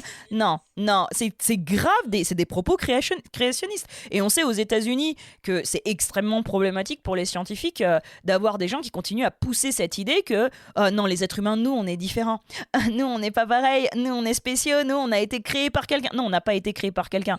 On n'est pas spéciaux, on n'est pas plus incroyable que n'importe quelle vie que quelques vies sur la planète. Et c'est vraiment problématique que Star Trek s'attaque à ça. Moi, j'avais qu'un espoir, c'est qu'à la fin de la série, ils nous disent, tu vois, psych, c'était pas vrai. Tu vois, en fait, les progéniteurs, c'est un gros scam, etc. Mais plus ça va, et plus j'ai l'impression que plus j'ai l'impression que ça va être une connerie à la Kumbaya où on va avoir un sacrifice ultime et elle va devenir un ange, quoi, tu vois. Elle pourrait devenir un ange. Ça me saoule. Elle pourrait le faire comme dans Galactica et devenir un ange. En fait, à chaque fois dans la série qu'ils disent mais vous imaginez le pouvoir que ça a créé la vie, et je suis là mais non, ça n'a pas créé la vie, ça a créé les humanoïdes mais pas la vie. Enfin, qu'est-ce que tu racontes, ça a créé la vie, genre les plantes et tout ça, c'est pas la. Et en fait, et vous aviez déjà un truc qui s'appelle The Genesis Device. En fait, il y avait déjà un truc qui crée la vie littéralement.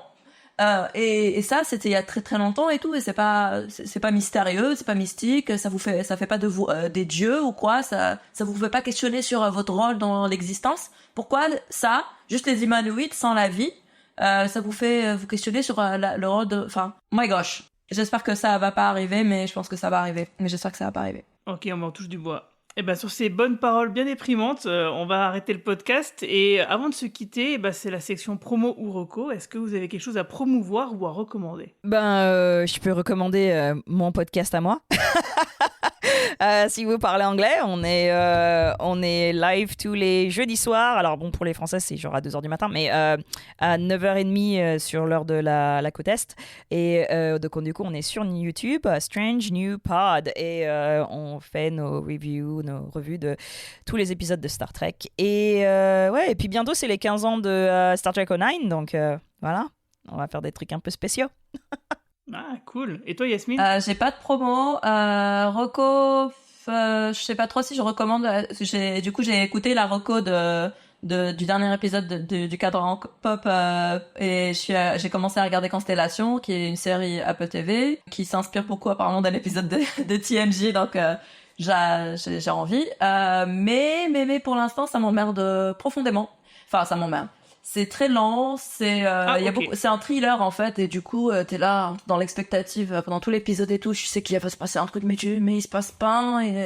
Et moi ça c'est pas la SF, la meilleure SF. Enfin c'est pas mon SF préféré quoi. Donc bon, je vais continuer, mais je suis pas hyper hypée pour l'instant. Voilà, donc je recommande pas vraiment, mais on verra bien. Je recommande Fallout. Je regarde pas parce que maintenant il y a des pubs sur Prime. Donc... Fallout, c'est l'adaptation du jeu vidéo ? Ouais. D'accord. Ça vaut le coup de regarder. Mais bon, il y a Kel MacLachlan dedans, alors je vais peut-être regarder quand même. Sinon, pour ma part, sachez que les podcasts du Cadran Pop et du Coin Pop, du coup, sont sur YouTube depuis peu. Donc maintenant qu'on peut mettre avec le flux RSS tous nos podcasts sur la chaîne YouTube du Coin Pop, on est là-bas. Vous pouvez nous écouter et nous laisser des commentaires sur chacun des podcasts et mettre des pouces et vous abonner, enfin tout ça quoi. Et aussi, vous sachez que la semaine prochaine, le week-end prochain, donc le samedi, je serai en dédicace au festival Le Zine à Metz, qui est le festival off du livre à Metz. Donc ça sera, moi j'y serai là-bas le samedi après-midi, donc c'est à la Dame Jeanne, 24 place du Carteau à Metz. Et le dimanche, je serai donc là au festival On toute la journée sur le stand de Mommy BD, et c'est place de la République à Metz. Donc je vous y attends pour parler de Star Trek et pour que je vous fasse des jolies dédicaces dans les BD que vous pourriez m'acheter. Merci à toutes et tous de nous avoir suivis. N'oubliez pas que si nos podcasts vous plaisent, de mettre 5 jolies petites étoiles et sympathiques commentaires là où vous nous écoutez, et que vous pouvez nous retrouver sur notre Discord qui est directement disponible à partir de notre site podcast.lecadranpop.fr. Et sur ce, je vous souhaite à toutes et tous une longue vie et plein de prospérité. Salut!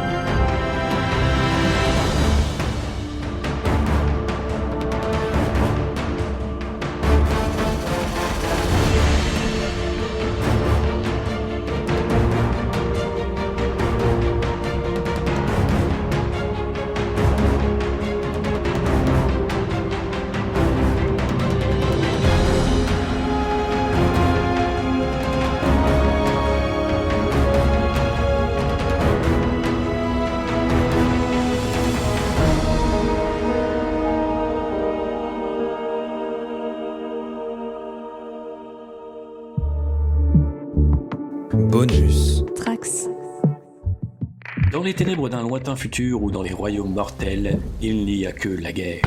Mais il y a aussi un podcast, Land Rider, l'émission qui vous parle avec amour du hobby derrière Warhammer 40 000, Age of Sigmar et leurs nombreux dérivés. Alors si vous avez toujours rêvé de découvrir ces deux mondes ou leurs figurines, retrouvez-nous à bord du Land Rider, L-A-N-D plus loin R-I-D-E-R sur vos plateformes d'écoute préférées. Bonus. Trax.